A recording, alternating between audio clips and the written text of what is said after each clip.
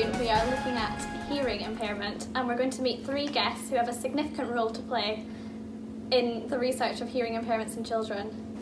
This is an issue that can be overlooked in the mainstream school setting, so today we are going to discuss how this can be addressed and how we can help families going forward.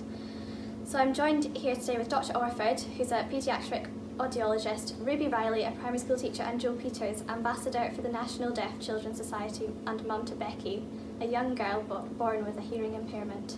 Hi Joe, how are you today? Thank you. So Joe, you're a mum to Becky. Yes.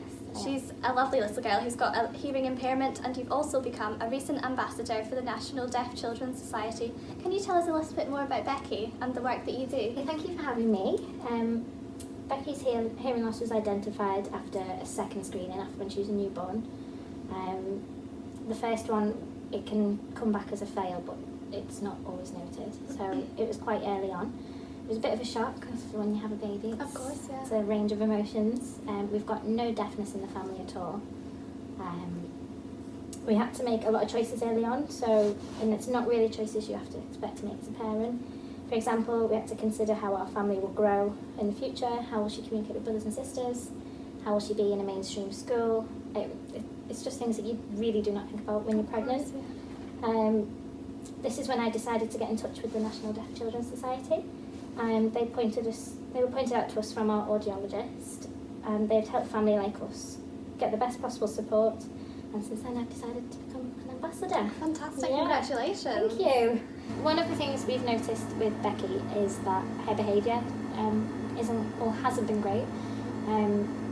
Children who are deaf, the parents, if they haven't got any previous experience of deaf, they have to learn sign language, and so did Becky. So that's been a struggle. The National Deaf Society found that a lot of behavioural issues are due to communication, so I found that really interesting with my work. The work with the National Deaf Children's Society has enabled for me to provide hands-on experience to help other parents who are in the same situation, and it's been vital to spread the message that deafness isn't a disability.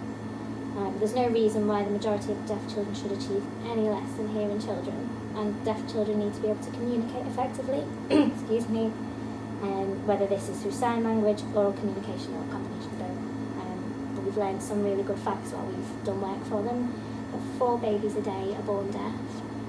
Yeah, 90% of families with deaf children are from hearing parents like ourselves, so there's no links to deafness in the family.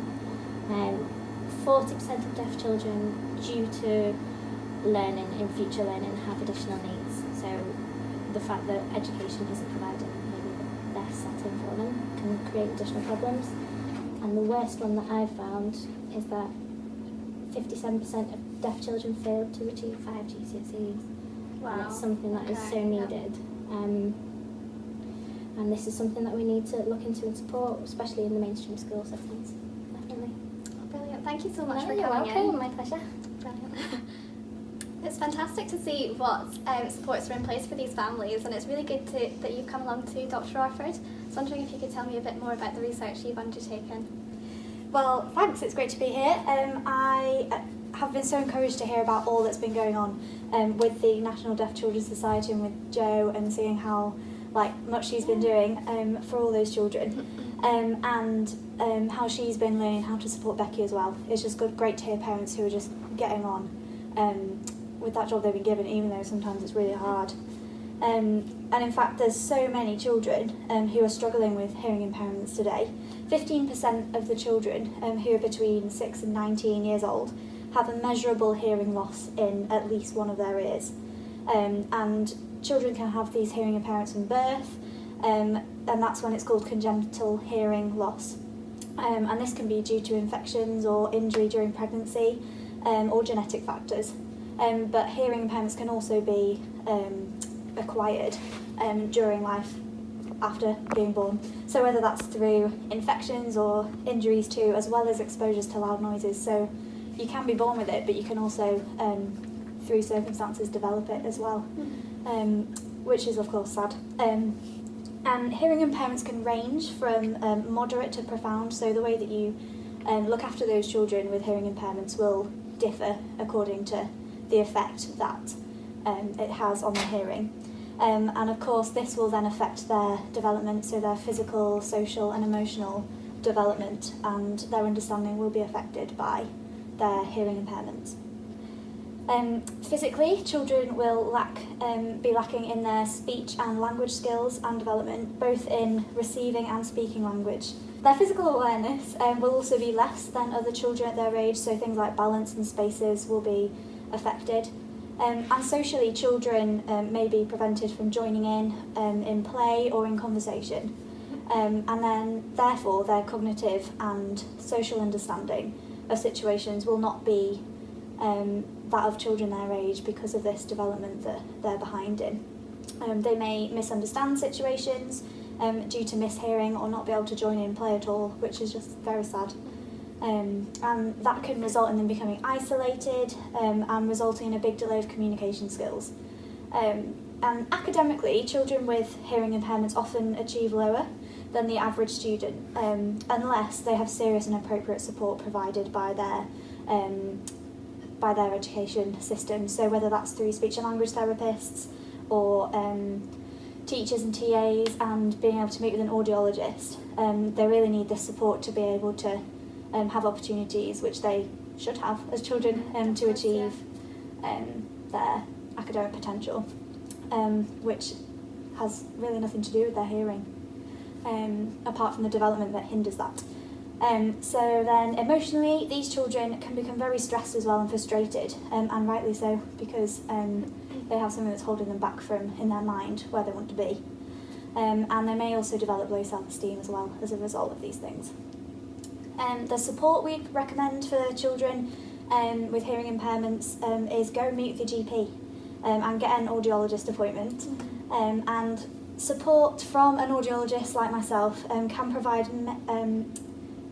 many things, and it can come in the form of potentially having a speech and language therapy appointment, or music therapy sometimes works, or getting hearing aids in the forms of cochlear implants or radio aids, and that depends on what suits your child best and depends on the hearing impairment itself as well.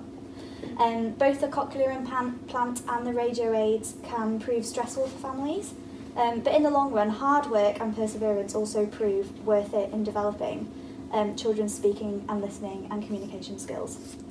But on top of all this, we would recommend people to communicate any meetings with an audiologist or doctor concerning this matter with your child's teacher, because then you can just sort out that everyday support that your child needs. Brilliant, thank you so much, Dr. Orford. Thank you for having me. Very interesting. Last but not least, we're joined here by Ruby, a primary school teacher who has studied and taken part on courses about inclusive practice and support for children with special educational needs. What have you found helps within the classroom and best practice for when you're teaching children with hearing impairments? Hi there, thanks so much for having me. So before teaching a deaf learner, I find it really important to have specific information about the degree and type of deafness and what this means in terms of their learning. So it's useful to liaise with parents because actually they know their child the best, and working together with them is really useful because they're actually one of your best resources.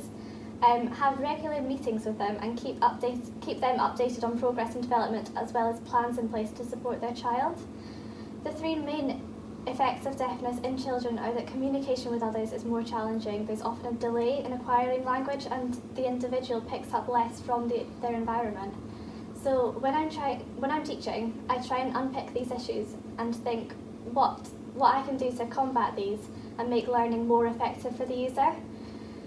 So when thinking about deafness and what to consider as a teacher, it's useful to think about deafness in relation to pitch and tone, and then we can evaluate our classroom environment and its effects on the deaf learner based on this. So there's lots of ways you can adapt your teaching to actually make it more inclusive of hearing impaired children in your class. Actually, the presence of a deaf child in the class provides you as a teacher with the opportunity to reflect on the efficacy of your teaching and improve it for the whole class. So there's lots of ways that you can adapt your classroom to make it more deaf friendly. Consider your seating arrangement, because it's paramount that the child can see the teacher clearly, but also that they can see other pupils clearly. So what I find really helpful is the horseshoe seating arrangement. So the children are sat like that, basically, and the teacher's at the front. So all of the children can see the teacher's face while they're speaking. And it's really important too to teach all children to communicate when they can't hear or see clearly, because if all of them do it, then for the child that has the hearing impairment, it's easier for them to speak up when they can't. So you can train your class to become more sound aware, as I like to call it, monitoring background noise and avoiding loud noises like chair scraping, which can be very distracting or distressing for a child with partial deafness. And you can train all of your learners to become better listeners as well, speaking one at a time, which is then inclusive of a deaf child as well, as it's easier for them to understand what's going on. So it encourages in games as well. Adopt more visual methods in explanations and repeat back to the class what other children have said, just in case the deaf child hasn't picked it up. Makaton as well as sign language is a very good tool to aid speech or instead of speech in the classroom. And try and use more visual communication with it. I try and use body language when I can, but Makaton is also really helpful with this. So to facilitate a child's development of language, particularly in the early years, but throughout school as well, it's important to create a context for conversation through meaningful and relevant activities that the child can relate to their life. Showing an interest in what the child has to say is also very important, and the teacher should create an environment where they are talking with the children and not at them all the time. Allowing children sufficient time to reply is also very beneficial to their development of language use, as this is expanding and actually clarifying the child's intended meaning. So the last thing that I'll say is that it's so important to involve the child themselves in their own experiences with deafness, and over the time they're in the school, try and make a dialogue with them, feeding back what they find helpful in terms of teaching and communication, and start this from early years, although it might start off to be a less reliable source of information. As you persevere with it throughout the years, it ensures the child feels central in all decisions made about their learning, and it can be used as a reflection on your own teacher practice, ensuring that you are responding appropriately to the child's needs. Thank you all for coming on the show today. If any of you at home feel affected by the issues brought up today, please follow the links on the screen now or contact the number below.